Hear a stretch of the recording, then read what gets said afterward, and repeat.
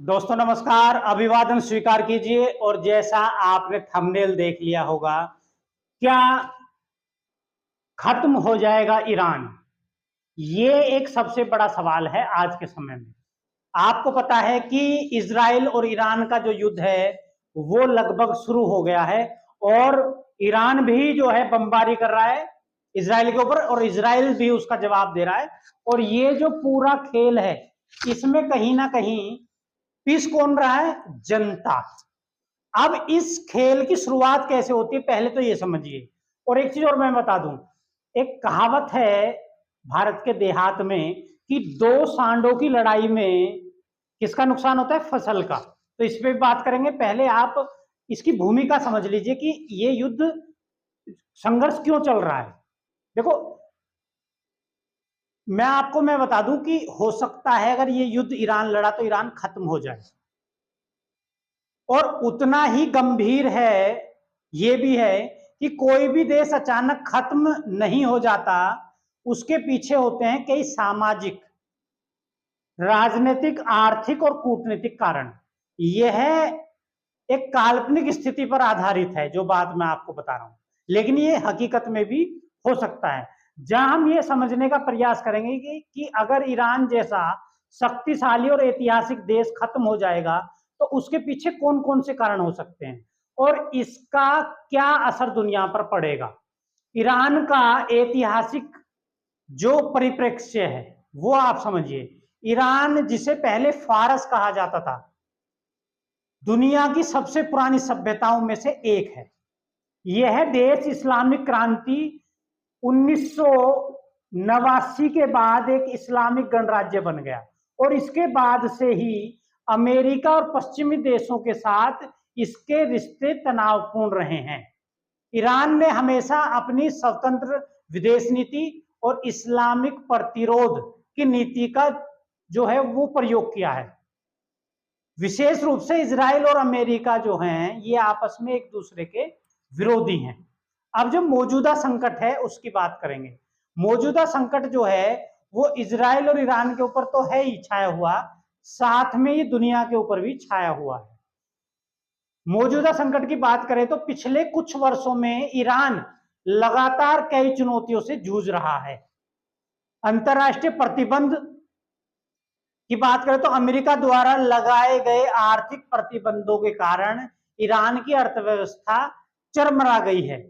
तेल का निर्यात जो उसकी आय का मुख्य स्रोत था वह बेहद कम हो गया है और सरकार के खिलाफ जो अंदर जो जनता है, जनता का असंतोष लगातार बढ़ता जा रहा है। महिलाओं के अधिकारों, बेरोजगारी, भ्रष्टाचार और महंगाई को लेकर देश में कई बार बड़े आंदोलन हो चुके हैं। और आपको पता है कि आंदोलन तो हर देश में होते हैं, लेकिन यहां ईरान की बात करें तो यहां की जो महिलाएं हैं वो मौजूदा सरकार से बहुत ही ज्यादा नाराज हैं। वहां की महिलाएं स्वतंत्रता चाहती हैं, तो वो भी एक असंतोष है और वो बहुत बड़ा कारण बन सकता है ईरान के पतन का या ईरान की सरकार के पतन का। अब परमाणु कार्यक्रम पर जो विवाद चल रहा है, ये जो युद्ध का कारण है परमाणु कार्यक्रम का सारा मामला है। ईरान का परमाणु कार्यक्रम अंतरराष्ट्रीय समुदाय, विशेष रूप से अमेरिका और इजराइल के लिए चिंता का विषय है।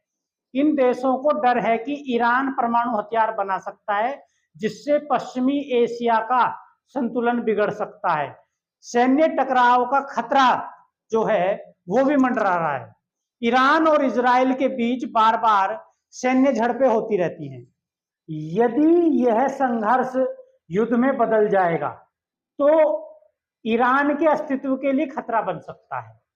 क्या ईरान वाकई में खत्म हो सकता है? ईरान का खत्म हो जाना कोई छोटी बात नहीं है। यह केवल किसी देश की हार नहीं होगी, बल्कि पूरी दुनिया की कूटनीति, आर्थिक ढांचे और सुरक्षा पर असर डालेगा। लेकिन अगर कुछ परिस्थितियां एक साथ घटती हैं तो यह संभव हो सकता है कि ईरान का विनाश हो जाए, यानी कि ईरान समाप्त हो जाए। कौन कौन सी स्थितियां हैं अगर वो एक साथ बनती हैं? एक सबसे बड़ी स्थिति है आंतरिक विद्रोह। अगर ईरान में सरकार के खिलाफ एक व्यापक नागरिक युद्ध छिड़ जाए जिसमें सेना और जनता आमने सामने आ जाए तो देश का विभाजन हो सकता है। पहले भी सीरिया और लीबिया जैसे देश में ऐसा हो चुका है। अब दूसरा जो कारण है जो ईरान के खत्म या पतन का कारण बन सकता है वो है बाहरी सैन्य हमला।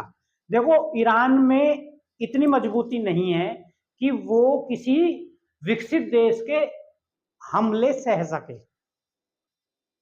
अगर इजराइल या अमेरिका ईरान पर पूर्ण सैन्य हमला कर दे, खासकर उसके परमाणु ठिकानों को खत्म करने के नाम पर, तो यह देश को गंभीर नुकसान पहुंचा सकता है। अगर यह युद्ध लंबा चला तो ईरान की सरकार और बुनियादी ढांचे पर विनाशकारी प्रभाव पड़ेगा।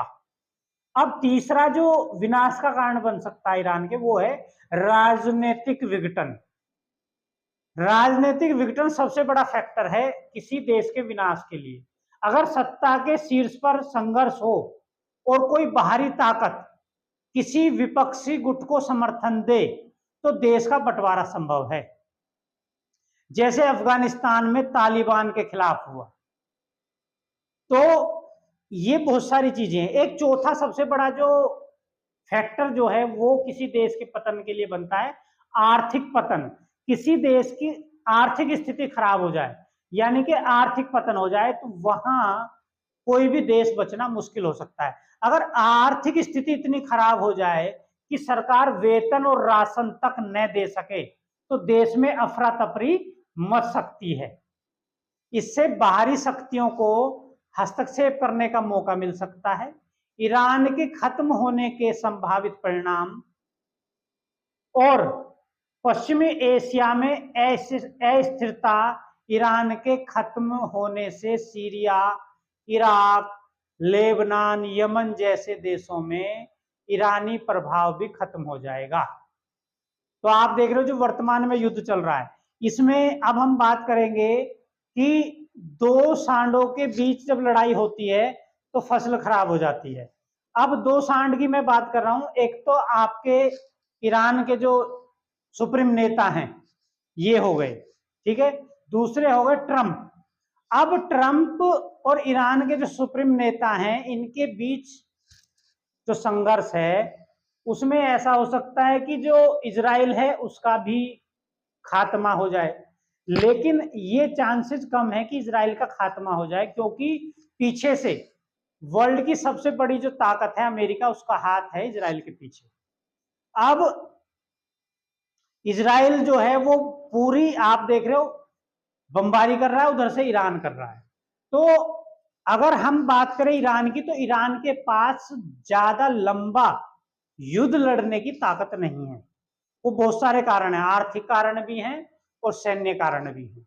दूसरा, अमेरिका ने सीधी सीधी चेतावनी ईरान को दे दी है कि वो समझौते पे आ जाए, समझौते की बात करे और ये जो इनका परमाणु बम बनाने का इरादा है इसको छोड़ दे।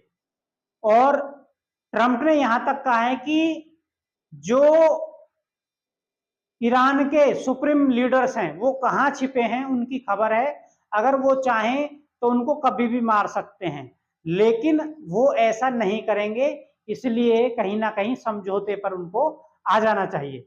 और ऐसा हो सकता है कि ये युद्ध जो है ये विश्व युद्ध का भी रूप ले ले, क्योंकि आप देख रहे हो चाइना किसकी तरफ जाएगा, चाइना ईरान की तरफ जाएगा। पाकिस्तान किसकी तरफ जाएगा, ईरान की तरफ जाएगा। तुर्की किसकी तरफ जाएगा, वो ईरान की तरफ जाएगा।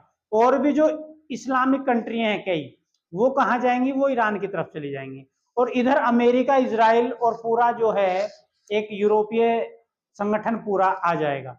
और मैं आपको बता दूं, रसिया ऐसा कहेगा कि हम ईरान की मदद करेंगे, लेकिन जब युद्ध ये लड़ा जाएगा तब रसिया यानी कि रूस इसमें भाग नहीं लेगा, पीछे हट जाएगा, क्योंकि रूस की अपनी समस्या चल रही है।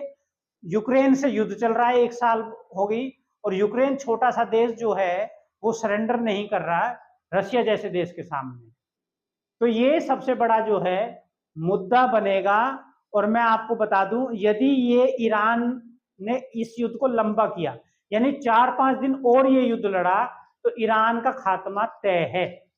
इसलिए जो विशेषज्ञ हैं वो भी यही सलाह दे रहे हैं कि ईरान को कहीं ना कहीं इस वक्त जो स्थिति है समझौता कर लेना चाहिए, नहीं तो इसके नतीजे बहुत ही भयंकर ईरान को भुगतने पड़ेंगे।